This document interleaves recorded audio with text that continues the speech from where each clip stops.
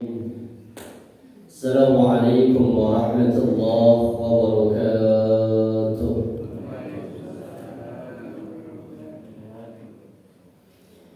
Innal hamdalillah nahmaduhu wa nasta'inuhu wa nastaghfiruh wa na'udzu billahi min shururi anfusina wa min sayyiati a'malina.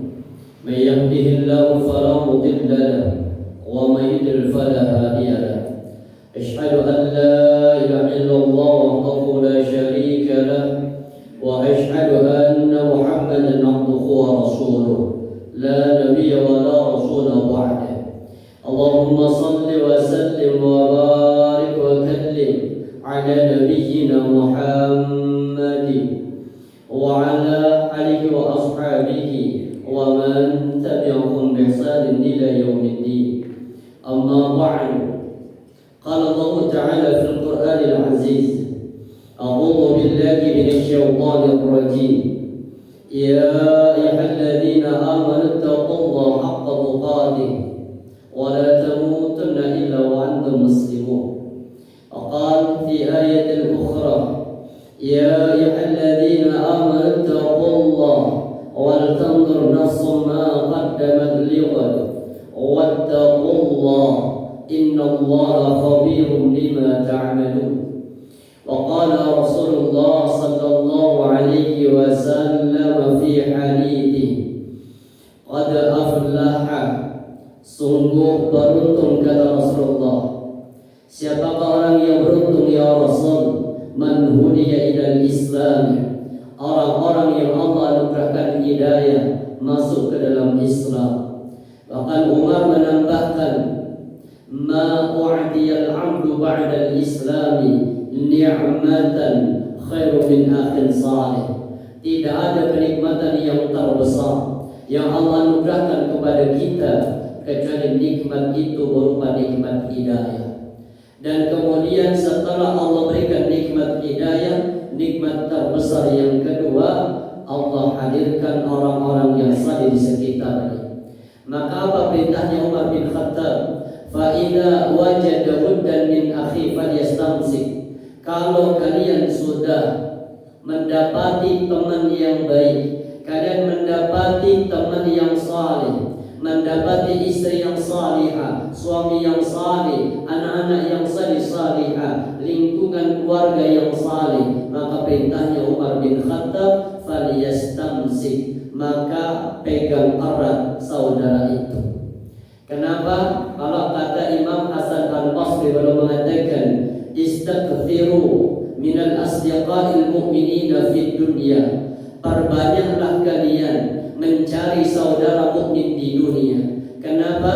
Fa innahum syafa'atun yaumal qiyamah. Karena saudara mukmin di dunia Allah pada hari kiamat itu akan menjadi asbab mendapatkan syafaatnya.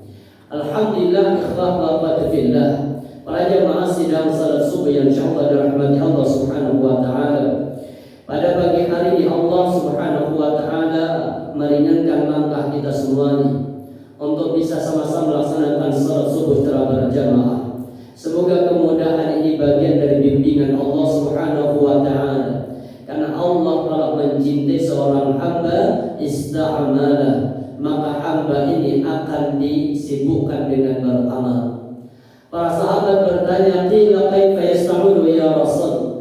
Bagaimana cara Allah membuat seorang hamba ini sibuk beramal? Kata Nabi, "Yuwaffiquhu." Allah memberikan taufik baginya. Yuwaffiquhu bi'amalin salihin, dengan amal yang salih qabla mautin, sebelum kematian menghampirinya. Hatta yardu 'aliman haulahu, sampai orang-orang yang mengenalnya, sampai orang-orang yang di sekitarnya meridhoi. Baik, para jemaah rahmati Allah, pada pagi hari ini kita lanjutkan pembahasan kajian kitab At-Tadhkirah. Sebelumnya sudah kita bahas terkait dengan bentuk-bentuk siksa kubur. Ada 6 bentuk siksa kubur yang dijelaskan dalam satu hadis. Mulai dari dihimpit atau dililit oleh 99 ular berbisa. Ketika Allah katakan dalam surah Thaha ayat yang ke-128, Allah katakan di ayat itu, wa man a'rada an dzikri, maka barang siapa kata Allah yang berpaling dari peringatanku, fa inna lahu ma'isyatan dhanka, maka baginya Allah berikan kehidupan yang sempit. Apa maksud ma'isyatan dhanka? Ditanya oleh Rasulullah kepada para sahabat, hal tadruna manil ma'isyatan dhanka? Apakah kalian tahu apa maksud ma'isyatan dhanka? Kata Nabi, dhammatul qabr. Yang dimaksud dengan ma'isyatan dhanka itu himpitan kubur. Apa bentuk himpitan kuburnya? Innahu sayusallitu tis'atu wa tis'ina tinnin. Orang kalau dimasukkan ke dalam kubur itu akan dililit oleh 99 tinnin. Ditanya lagi oleh Rasulullah kepada sahabat, ma huwa tinnin? Apa itu tinnin? Kata Rasulullah, tis'atu wa tis'ina hayyatun, likulli hayyatin sab'atu ru'us. Ternyata Rasulullah mengatakan tinnin itu yaitu ular berbisa, 99 ular berbisa, likulli hayyatin tis'atu ru'us, dan satu ular itu punya tujuh kepala. Ini bentuk siksa kubur yang pertama. Yang kedua, kubur itu akan menghimpitnya. Kalau pertama tadi akan dililit oleh 99 ular berbisa, yang kedua siksa kubur itu menghimpitnya. Makanya Rasulullah mengatakan inna lil qabri dawdatan, sesungguhnya bagi kubur itu ada dawdah, ada himpitan kubur. Lau kana naja'atun minha, kalau ada satu orang saja kata Nabi yang akan selamat dari himpitan kubur, lanaja Sa'ad bin Mu'adz, maka pasti Sa'ad bin Mu'adz akan selamat. Berarti tidak ada satupun orang yang terbebas dari himpitan kubur. Kemudian apa? Tsumma furrija'an, baru kemudian kubur itu sama Allah himpitannya akan dilepaskan kalau memang dia orang yang beriman. Maka kemudian Rasulullah menganjurkan untuk mendoakan Allahumma ghfir lahu wa tsabbithu, kokohkan ya Allah. Ada bentuk siksa kubur yang ketiga, yaitu didatangkan teman yang baik rupanya ataupun yang buruk rupa. Kemudian yang keempat, diluaskan kuburannya. Yang kelima, ditampakkan tempat tinggalnya berupa surga ataupun neraka. Dan yang keenam, di antara bentuk siksa kubur itu nanti akan diberi alas pakaian yang semuanya berasal dari api neraka. Sekarang kita akan bahas sebab-sebabnya. Apa sebab siksa kubur itu? Pada dasarnya setiap perbuatan dosa itu menjadi asbab akan disiksa di dalam kubur. Setiap perbuatan dosa, mau itu dosa besar ataupun dosa kecil, maka asbab ini yang kemudian menjadikan siksa kubur. Makanya kemudian Rasulullah mengatakan, idza aradallahu bi'abdi al-khaira, kalau Allah Subhanahu wa ta'ala menghendaki seorang hamba ini menjadi baik, apa yang akan dilakukan oleh Allah? Ajjala lahu 'uqubata fid dunya. Allah itu menyegerakan siksanya dari setiap perbuatan dosa yang kalian lakukan di dunia. Allah dahulukan, Allah segerakan siksa itu di dunia. Apa bentuk siksa di dunia? Dengan berbagai macam musibah. Karena musibah itu akan menggugurkan dosa-dosa. Maka kenapa didahulukan bentuk siksanya? Agar nanti ketika menghadap kepada Allah, dia sudah tidak punya dosa, Allah akan selamatkan dia dari siksa kubur. Sebaliknya, wa idza aradallahu bi 'abdi asyarra, kalau Allah menghendaki hamba ini menjadi buruk, apa yang akan dilakukan oleh Allah? Amsaka bidambi, akan ditahan setiap dosa-dosanya di dunia. Allah tahan, gak dia papain oleh Allah ya. Hatta bihi yaumil qiyamah, sampai kemudian nanti pada hari kiamat Allah akan balas dengan balasan yang sempurna.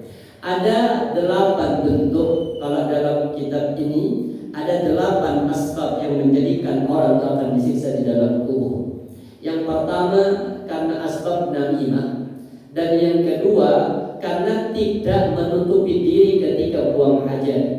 Kita akan bahas dua dulu ini, gandeng ini, nomor 1 sama nomor 2. Ini hadisnya, hadis yang agak panjang dari Abdullah bin Abbas radhiyallahu anhu. Marra Nabi sallallahu alaihi wasallam bi ha'idin min iqanil Madinah. Satu ketika Rasulullah sallallahu alaihi wasallam itu melewati kebun di antara kebun-kebun kurma di kota Madinah. Jadi Nabi berjalan dengan para sahabat, kemudian melewati kebun-kebun kurma. Kemudian di tengah-tengah perjalanan di dalam kebun kurma itu, fasami'a sauta insanaini. Nabi itu mendengar dua sauto, suara insanain, dua orang. Jadi ada dua orang yang suaranya itu didengar oleh Rasulullah, yu'adzabani, yang keduanya suara itu ditimbulkan karena berkat atau karena sebab siksa kubur. Dia teriak, makanya Rasulullah mengatakan apa? Bahwa ini hadis yang sahih. Wa amal kafir wal munafik, adapun orang-orang kafir dan orang munafik, fayaqula, maka dia berkata, la adri, ketika ditanya, ma kunta taqul li hadzal rajul alladhi bu'itha fikum. Orang kafir, orang munafik ditanya, pakai bahasa Arab juga pertanyaannya. Apa pertanyaannya? Apa pendapatmu tentang laki-laki ini yang telah diutus dalam kehidupanmu? Maka orang kafir dan orang munafik berkata begini, la adri, aku gak ngerti. Kuntu aqulu ma yaqulun nas, aku ngomong seperti apa yang diomongkan oleh manusia. Artinya kalau dia orang kafir, maka mengenal sosok Nabi Muhammad seperti yang diucapkan oleh orang-orang kafir. Maka kemudian malaikat marah. Apa bentuk malaikat marah? Malaikat berkata, la daraita wa la talaita. Awas gak ngerti, kenapa tidak mencari tahu? Awas gak ngerti, kenapa tidak belajar? Talaita itu dari kata tala, yatlu tilawah, membaca. Kenapa kamu gak membaca? Kenapa kamu gak belajar? Lihat apa yang dilakukan oleh malaikat. Fayudrobu bimiqarikin min hadidin. Maka malaikat itu mengeluarkan tongkat dari besi, dipukul baina udunai, di antara kedua telinganya. Dipukul oleh malaikat dengan pukulan yang keras di antara kedua telinga, fayadhi'u sayhatan, maka dia berteriak dengan teriakan yang kencang, yasma'u man 'alaiha, semua yang di sekitarnya itu bisa mendengarnya, ghairat thaqalain, hanya dua yang tidak bisa mendengar. Siapa itu? Manusia sama jin. Makanya Nabi mengatakan apa? Lau annakum la tuftanuna, kalau kalian tidak akan dikubur, kata Nabi, la da'autu ay yasma'u, aku akan berdoa kepada Allah agar kalian mendengar adzabil qabr, bentuk siksa kubur. Jadi kata Nabi, kalau kalian manusia tidak dikubur, maka aku akan berdoa kepada Allah agar Allah memperdengarkan bentuk siksa kubur. Makanya yang bisa mendengar itu siapa? Yang bisa mendengar? Hewan. Kenapa hewan bisa mendengar? Frekuensinya enggak. Kenapa hewan bisa mendengar? Karena hewan itu tidak dikubur. Makanya dia tidak ada rasa takut dengan siksa kubur itu. Sedangkan manusia, kata Nabi, kalau bukan karena kalian nanti juga akan dikubur, aku ingin berdoa kepada Allah agar kalian bisa mendengar siksa kubur. Karena kalian akan dikubur, maka aku berharap agar kalian tidak bisa mendengar siksa kubur. Bayangkan lagi gali kubur, di sampingnya apa? Dari itu. Apakah masih ada orang yang berprofesi bagian yang gali? Enggak mungkin.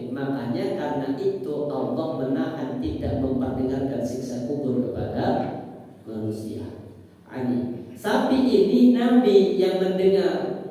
Dan hadis ini juga dijadikan sebagai kias tentang apa? Tentang orang ketika ke kubur itu membawa bunga. Ini hadis kiasnya ke sini.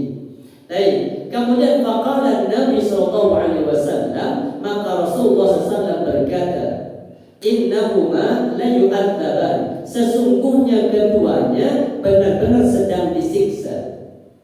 Wa ma yu'adzabani fi kabir, dan keduanya disiksa bukan karena dosa besar. Thumma qala bala, tentu ya Rasul, wa innahu lakabir. Kemudian sebagian mengatakan sesungguhnya itu adalah hal dosa besar. Karena haduma laistaitur min qawlihi. Yang pertama, orang itu tidak mempedulikan yastaitir, satar. Satar itu batas. Akan disebut dengan sutra. Sutra itu apa? Ya, membatas. Orang kalau sholat itu kan, kalau sholat sendiri sutrohnya apa? Ya bisa tiang, kemudian bisa benda. Kalau di tarjih itu salah satunya ini apa namanya? Garis. Jadi kalau ada orang sholat kemudian ada garis lewat di depan, di samping garisnya, itu sudah tidak masuk kategori orang yang lewat di depan orang sholat. Tapi kalau sholatnya berjamaah, yang pakai sutra itu siapa? Imam saja. Makmum tidak usah pakai sutra. Makanya lewat depan makmum yang sholat gak masalah. Makanya Nabi mengatakan khairus sufufi lirrijali awwaluha, sebaik-baik saf bagi laki-laki itu yang paling depan, wa syarruha akhiruha, dan yang paling buruk paling belakang. Sebaliknya bagi perempuan, wa khairus sufufi lin-nisa'i akhiruha, sebaik-baik saf bagi perempuan paling buri, wa syarruha awwaluha, dan yang paling buruk sing ngarep dhewe. Berarti saf perempuan itu disusun dari mana? Dari belakang. Terus gimana yang terlambat? Yang lewati, nggak masalah. Kenapa? Karena sofnya makmum itu wis diwakili sama sutrohnya di imam. Makanya dengan satar la yastaitir. Wa fi riwayatin al-baul, dalam hadis yang lain al-baul. Wa kana al-akhar yamshi bin namimah, yang kedua yamshi bin namimah, yaitu berjalan dengan hidupnya senantiasa menjadi asbab timbulnya perpecahan. Namanya bagian apa? Adu domba. Saya kasihan domba itu senantiasa jadi sasaran, yang menyebabkan permusuhan untuk manusia, tapi yang dituduh siapa? Namanya adu domba. Yang membuat dalam kerusuhan itu orang yang dicari kambing. Apa yang tadi kambing itu? Apa yang jadi apa? Jadi sasaran. Makanya di sini dia namimah. Baik, thumma da'a bi jaridati radbatin. Kemudian Rasulullah menyuruh sahabat, memanggil sahabat bi jaridati radbatin, dengan jaridah atau dengan pelepah radbah kurma. Wa fi riwayatin bi asibati radbatin, pelepah kurma. Fasaqaraha, Rasulullah kemudian kasarah. Apa kasarah? Memecah. Makanya namanya kasroh. Kan ada 4 itu. Ada fathah. Apa kalau fathah? Membuka, dari kata fathah. Makanya huruf kalau harokatnya fathah pasti bacanya mangap. Buka, namanya fathah, fathah. Ada namanya dhamma. Apa dhamma itu? Ini secara bahasa dhamma itu apa? Berkumpul. Makanya kalau ada huruf yang harokatnya dhamma, maka 2 bibir itu berkumpul tadi satu, namanya mencucu. Ada namanya sukun. Apa sukun itu? Sukun itu artinya diem. Makanya kalau ada huruf yang harokatnya sukun, mesti membacanya diem. Alham, kan mesti diem. Kalau alham, itu namanya tawar, itu juga diem. Makanya jangan kalau ingin punya istri yang pendiam itu orang sukun. Ya, jadi kalau punya istri orang insya Allah pendiam kan. Tenang, sakinah, muncul dari sukun namanya sakinah. Ada orang sukun bersyukur insya Allah pendiam, diam-diam hilang. Kemudian muncul namanya kasroh. Apa kasroh itu? Kasroh itu artinya pecah, artinya harokat. Huruf yang harokatnya kasroh dibaca itu nggak buka, nggak nutup. Tadi apa? I, ya pecah. Makanya di sini fakasaroha, dia Rasul untuk memecahnya, membelahnya. Kasroh ini dengan dua belahan. Jadi ngambil pelepah kurma dibelah jadi dua. Wa fi ratin fasyaqqaha nisfain, atau di syaqqah. Insyaqqa itu artinya terbelah. Fa wada'a ala kulli qabrin minhuma kasratan. Dan Rasulullah meletakkan setiap kubur itu satu pelepah kurma. Faqila lahu ya Rasulullah lima fa'alta hada? Kenapa kau melakukan ini ya Rasul? Kata Nabi, lalu ayyukhaffafa anhuma ma lam tayyibasa.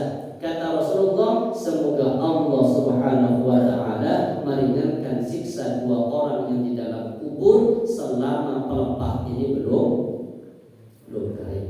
Maka doa ini semoga Allah meringankan kedua orang di dalam kubur sebab apa?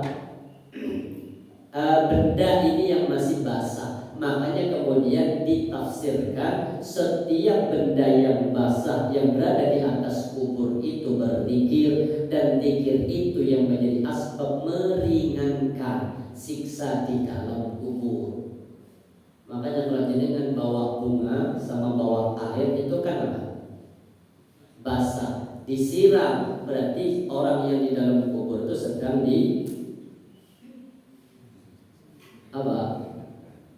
disiksa. Datang kuburan emak itu dengan maupun sabar gimana, siksa kubur itu berat tapi tak siram adem. Itu emak kalau bisa ngomong itu ya, jadi ini yang dijadikan hujah. Maka muncul dua pendapat itu. Pendapat pertama katakan apa? Itu kan bagian dari mukjizat yang Allah berikan kepada Nabi, sehingga dengan mukjizat itu Nabi bisa mendengar siksa kubur dan tahu sebabnya. Apakah mendengar siksa kubur berlaku untuk seluruh umum manusia atau khusus hanya kepada Rasulullah? Makanya pertama mengatakan itu khusus hanya kepada Nabi, maka tidak usah dicontoh perbuatan Nabi dalam artian apa? Memotong pelepah kurma, karena yang tahu sedang disiksa atau tidak itu hanya siapa? Rasul. Itu pendapat pertama. Pendapat yang kedua, ini hadisnya umum. Maka perbuatan Nabi bisa dijadikan sebagai hujjah untuk dilanjutkan perbuatan itu dengan cara mengirim bunga. Kenapa kok bunga? Karena nyari pelepah kurma sulit. Jadi yang pertama apa? Namimah. Ini Allah katakan, wala tuti' kulla hallafin mahin. Allah katakan soal qalam, dan janganlah kalian taat kepada orang-orang yang suka bersumpah mahin dan orang-orang yang hina. Hammazin, yang suka mencela, masya'in binamin, dan kemudian dia berjalan masya'in dari kata masya, berjalan binamin dengan berbuat namimah. Jadi Allah melarang di sini jangan engkau taati siapa? Orang-orang yang banyak bersumpah. Sering bilang wallahi, dikit-dikit wallahi, itu jangan ditaati. Demi Allah, kalau aku jadi ketua RT, aku akan lestarikan wallahi itu, kata Allah, jangan ditaati. Makanya kan sumpah itu ada 3. Sumpah pertama, sumpah lagun, sumpah yang sia-sia. Apa maksud sumpah yang sia-sia? Sumpah yang diniatkan tidak bersumpah. atas nama Allah, tapi nggak diniatkan untuk bersumpah. Seperti ada kata apa? Ya sering dengar Allah, Allah. Kemudian sering apa? Allah, kamu harus makan. Nah, berarti ini apa? Sumpah tapi tidak diniatkan sumpah. Contoh, mohon maaf ya, kalimat yang kotor. Kalau bagi orang Malang itu kata jancu itu kan apa? Mau jelek banget. Kalau di Surabaya, ya dianggap apa? Biasa. Jadi kalimat sumpah yang diulang-ulang itu maka disebut dengan lafzun, sia-sia. Artinya dia berucap itu bukan demi sumpah yang asli.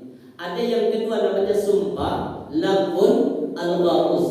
Sumpah yang apa? Ghamus, sumpah palsu. Dan yang ketiga sumpah yang nyata demi Allah. Maka Allah katakan di sini orang yang banyak bersumpah wis ojo diikuti karena pasti sering bohong. Makanya di antara orang yang tidak akan dilihat oleh Allah kelak pada hari kiamat salah satunya apa? Di antara tiga kata Rasulullah thalathatun la yanzurullahu ilaihim wa la yukallimuhumullahu yaumal qiyamah wa la yuzakkihim wa lahum adzabun alim. Ada kata Nabi tiga kelompok yang Allah tidak sudi untuk melihatnya kelak di padang mahsyar. Wa la yukallimuhum yaumal qiyamah. Allah tidak sudi untuk mengajak berbicara pada hari kiamat. Wa la yuzakkihim. Allah juga tidak menghapus dosa-dosanya ini. Wa lahum adzabun alim, dan Allah siapkan adab yang pedih. Salah satunya apa? Orang yang menjual sumpah demi keuntungan dagangannya. Contohnya, demi Allah bakulah ini loh. Demi Allah ini barangnya mewah. Demi Allah ini jarang yang punya. Demi Allah hanya tujuannya untuk melariskan dagangan. Maka kata Allah, ojo ditutir, jangan dipercaya. Kemudian mahin yang kedua orang yang hina. Yang ketiga hammazin, yang dia apa? Hammaz.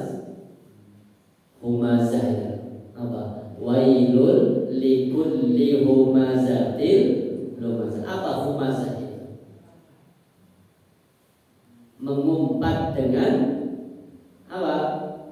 Dengan lisan. Kalau lumazah mengumpat dengan lisan plus sama perbuatan, kayak meremehkan, menghina. Makanya wailul likulli humazah, celaka bagi orang-orang yang suka mengumpat. Dengan ini kalau humazah itu dengan mulutnya. Kalau lumazah dengan tingkah lakunya. Contoh kayak ada orang datang kemudian dengan sikapnya kayak dingin atau cuek, itu namanya apa? Lumazah. Bukan lumaja, lumazah. Hammaz. Masyain, dia berjalan binamin, jalan kemanapun senangannya namim. Apa? Mengadu domba. Maka ini yang menjadi asbab masyain binamin, orang akan disiksa nanti di dalam kubur. Hadis yang kedua, ini hadis kalau tadi surah Al-Qalam. Kalau ini hadis riwayat Muslim. Sami'tu Rasulullah sallallahu alaihi wasallam yaqul, aku mendengar Rasulullah sallallahu alaihi wasallam berkata, ini kata Hudzaifah al-Yaman. Hudzaifah al-Yamani mengatakan, aku mendengar Rasulullah sallallahu alaihi wasallam berkata. Apa itu? Yadkhulul jannata qattatan. Tidak akan masuk surga kata Nabi qattat, orang yang namimah. Namimah itu bahasa simpelnya apa? Ngompor-ngompori, manas-manasi. Makanya jangan jadi kompor, tapi jadilah kulkas. Ya. Kalau kompor itu kan, makanya di banyak ayat. Salah satunya apa? Ada fa'alhamaha fujuraha. Fujur itu apa? Ya kompor, dosa, perbuatan buruk. Kemudian disuruh balas dengan apa? Watak waha. Jadi kompor itu harus dilawan dengan apa? Takwa, dengan air. Artinya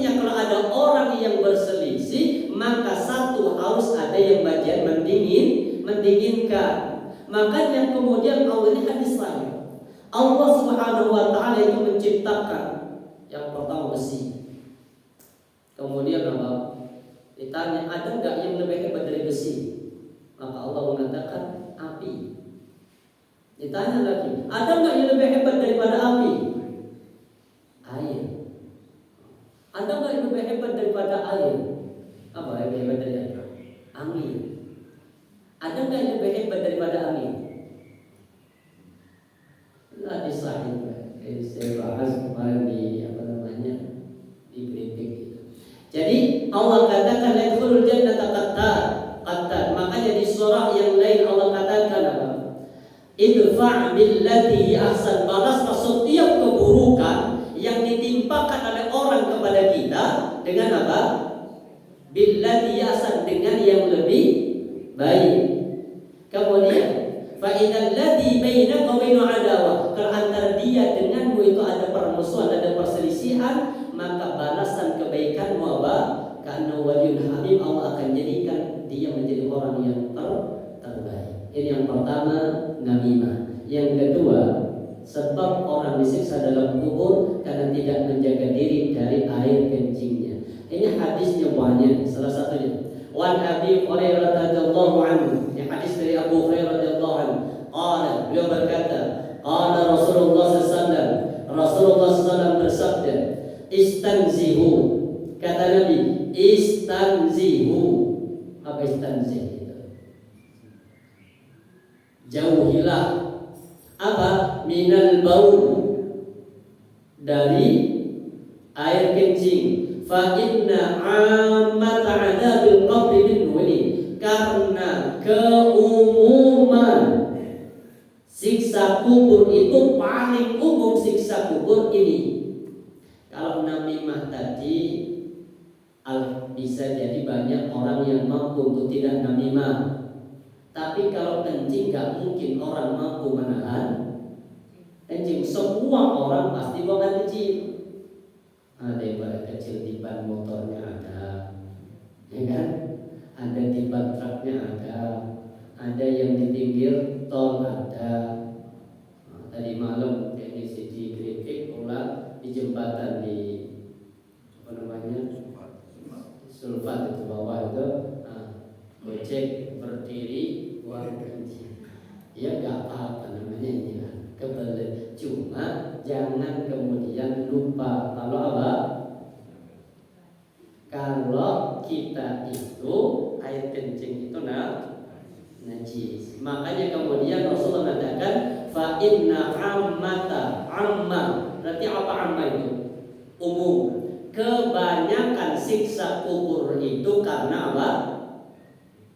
Karena air kencing. Rawahu ad-Darqutni walil Hakim yang bawahnya.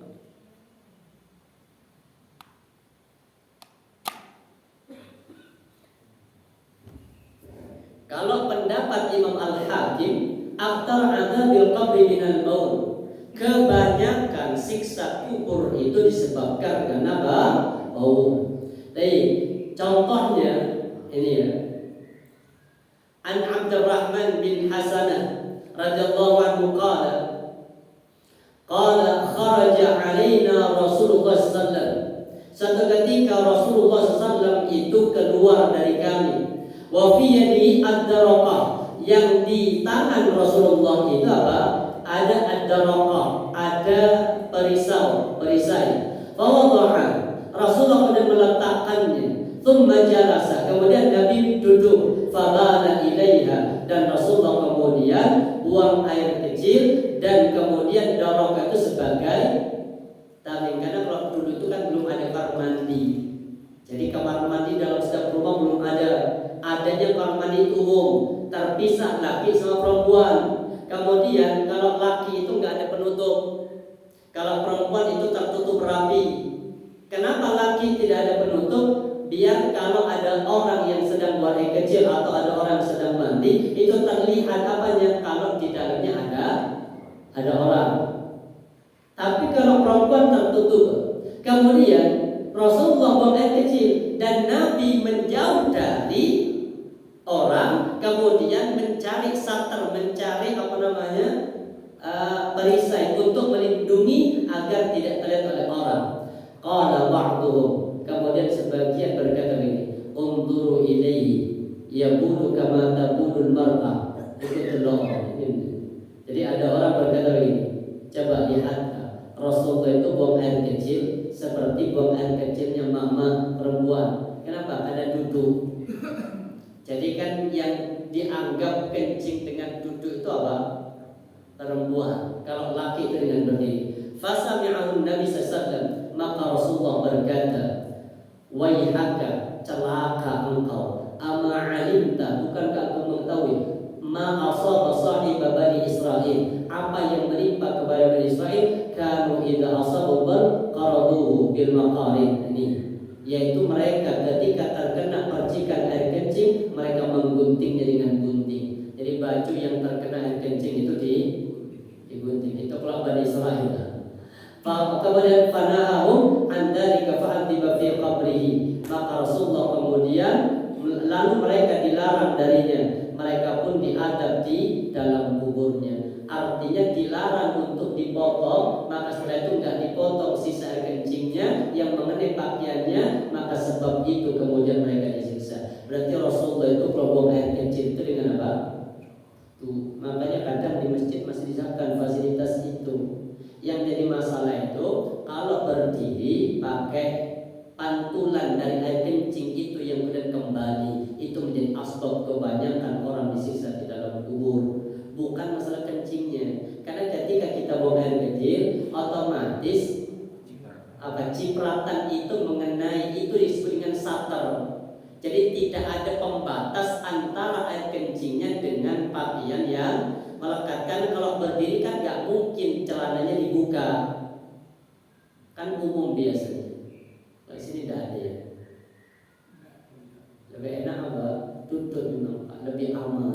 Karena orang kalau duduk itu bergerak ketika buang air kecil, insya Allah gerakan itu akan mengeluarkan sisa air yang sudah di luar kelepnya. Itu yang sunnah. Yang ketiga, apa sebab siksa kubur? Yang ketiga, hulul, khianat dalam harta. Kita akan bahas sedikit. Ini dalam surah Al-Imran ayat 161. Allah berfirman, "Wa man yaghlul," maka barang siapa, kata Allah, yang hulul. Hulul itu apa?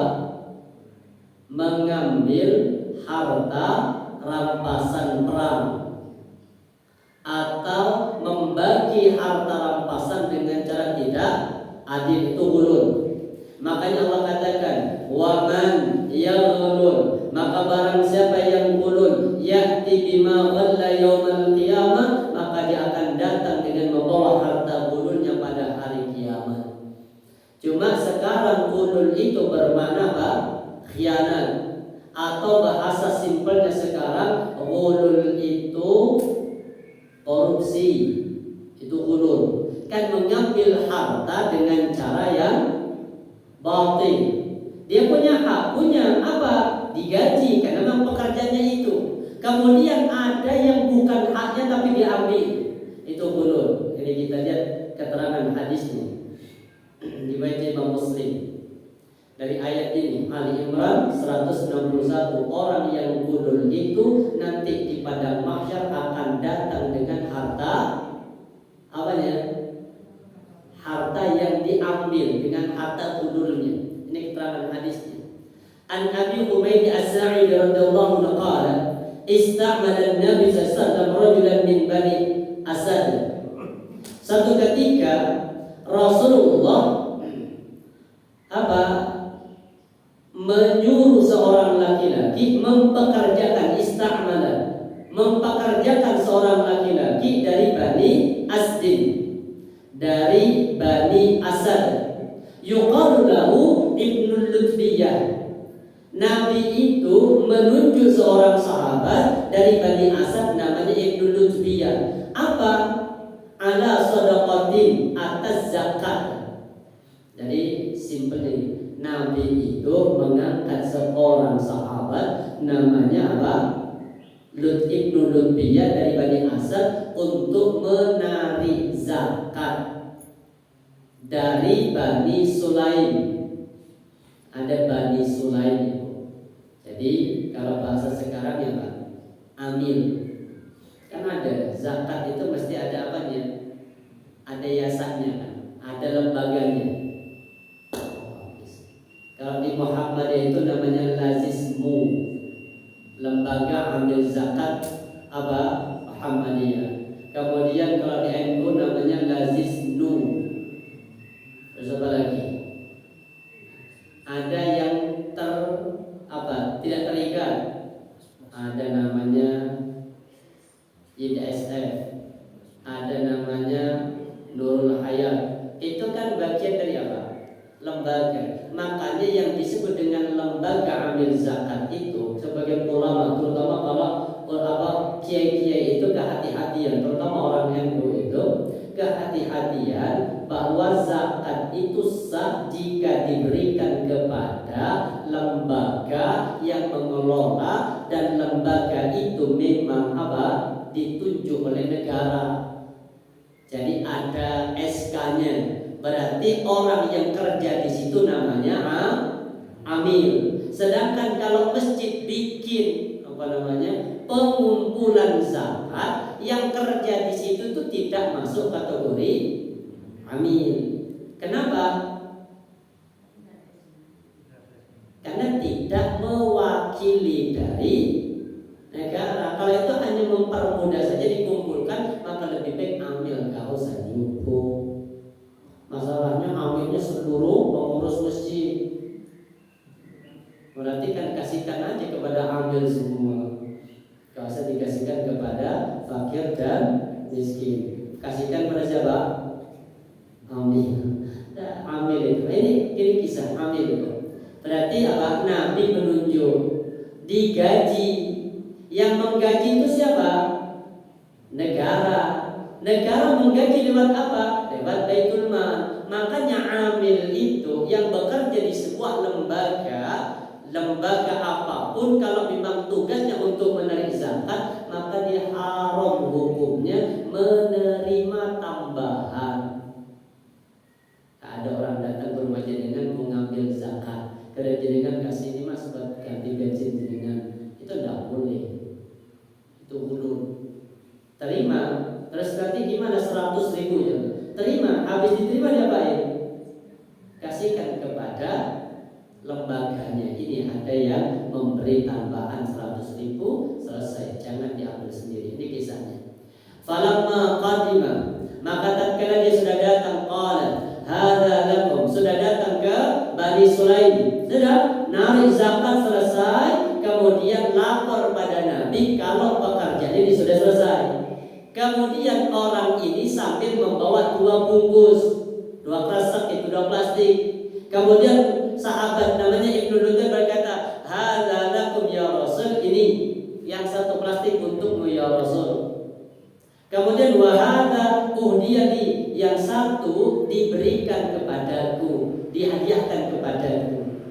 Sudah, secara zahir tidak ada yang salah. Wong sahabat ini Gak minta, sahabat gak mengambil, sahabat ini dikasih. Sama siapa dikasih? Sama muzaki, sama yang ngasih zakat. Zakatnya sudah dibayar, plus dikei hadiah, dibagi, ditotong titip. Yang satunya untuk Nabi, satunya untukmu. Ada yang salah? Tidak ada. Tapi dia perhatikan Nabi. Faqaman Nabi sallallahu alaihi wasallam. Rasulullah kemudian berubah wajahnya menjadi merah. Habis itu Rasulullah ke masjid dan berdiri di mimbar. Nah, kemudian otomatis namanya apa berdiri di mimbar itu? Khutbah. Fahamidallah. Kemudian Rasulullah memuji Allah. Makanya khutbah itu pertama harus apa? Alhamdulillah atau innal hamdalillah. Karena itu bagian dari rukun pujian untuk Allah. Wa adna ali, dan Rasulullah juga mengulangi pujiannya. Tsumma qala, dan Rasulullah berkata, ma balul amil nab'atuhu, kata Rasulullah, aku bila mana ada ma balul amil nab'atu, kami mengutusnya, fayati yaqul hadza lak wa hadza li, kata Nabi, yang telah kami mengutusnya dengan gaji dari Baitul Mal. Tapi ketika sudah pulang dia mengatakan ini untukmu dan ini untukku. Fahala jalasa fi baiti abi, dan Rasulullah boleh menggambarkan begini. Coba duduklah kalian di rumah bapaknya. Kasih tugas ke rumah orang untuk narik zakat. Kira-kira hadiah ini didapatkan apa enggak? Dapat hadiah apa enggak? Berarti hadiah itu murni karena apa? Narik zakat. Maka kemudian kata Rasul katakan wa umahu fayandur ayyudalahu amla, apakah maka tunggulah, lihatlah apakah dia akan mendapatkan hadiah atau tidak. Walladzi nafsi biyadihi, ini beratnya ini apa namanya? Qulul ini. Demi jiwaku yang berada di tangannya, kata Allah, la ya'ti bi syai'in illa ja'a bihi yaumil qiyamah yahmiluhu ala raqabatihi. Nanti ada orang datang pada hari kiamat sambil membawa raqabah. Apa raqabah itu? Memikul harta di lehernya. Kemudian wa in kana ba'ira, kalau dia korupsi unta, dia mengambil hak dapat hadiah berupa unta, lahu rugha, maka unta itu akan dipikul nanti di lehernya pada hari kiamat sambil unta itu menderu. Jadi yang ketahuan korupsi itu nanti di situ. Yang korupsi timah ya nanti migolo timah. Yang korupsi kayu. Yang korupsi gula sapabri banyak. Ingat ya. Kemudian wa awqatan la khwar, kalau yang dikorupsi itu sapi, maka sapi itu nanti akan dia pikul di lehernya sambil itu sapi berbunyi. Au syatan, kalau yang dikorupsi dia unta syatan itu kambing. Tay'aru, kemudian kambing itu berbunyi. Tsumma rafa'ini hatta ra'ayna wafrata. Kemudian kata Allah, Rasulullah mengangkat kedua tangannya sampai terlihat apanya, warna putih pada kedua ketiak beliau. Ala hal ballaghtu thalatha, bukankah aku sudah sampaikan? Nabi mengulangi, afala ballaghtu atau an ballaghtu, bukankah aku sudah sampaikan. Jadi ini keterangan bahwa ulul itu kalau bahasa sekarang apa? Mengambil harta yang bukan haknya. Ini ulul. Dan kemudian kata ulul itu ditarik di banyak hadis. Salah satunya begini. Dan ini yang tidak lepas dari kehidupan kita di Indonesia. Apa itu? Hadayatul ummal an-ulul. Hadiah karena sebuah pekerjaan, maka itu bagian dari ulul, khianat, gratifikasi. Contoh ya, ada orang kerja di rumah sakit sebagai perawat. Kemudian karena jenengan kenal, akhirnya telepon, Pak, tolong cari kamar nih. Enggak Pak, aman, dapat ini kok. Oh dapat, sudah kirim ke sana. Kemudian dilayani. Setelah itu, setelah pulang, ucapan makasih ya Pak atas berkat bantuannya. Akhirnya Pak, anakku bisa tertolong. Sekarang sudah bisa pulang sehat. Ini makasih, ucapan makasih saya tiket di template 100.000. Itu namanya apa? Hadiah. Ucapan makasih. Boleh? Gak boleh. Ulul itu namanya. Itu khianat. Lalu Ustaz, masa nggak perlu mengucapkan makasih? Yang melarang ucapan makasih itu siapa? Enggak. Tinggal datang, Pak, makasih atas bantuannya. Jazakallah khairan, semoga Allah membalas semua kebaikannya. Selesai, pulang. Lo mosok kati kayak Ustaz. Nah, ini jadi masalah, mosok kati kayak jadi itu Pak. Jadi kalau sudah digaji sama negara, sama kayak contoh, ada tulisan di kantor-kantor pajak itu tidak menerima apa? Suap. Terus apa lagi? Berupa apapun, gratifikasi berupa apapun. Jadi kan contoh, usaha. Terus malah seperti bingung ngurus apa namanya zakat, pajak itu kok uangnya persyaratannya NPWP apa ya sudah paham. Wes mas urus mas, diuruskan. Habis itu kemudian apa?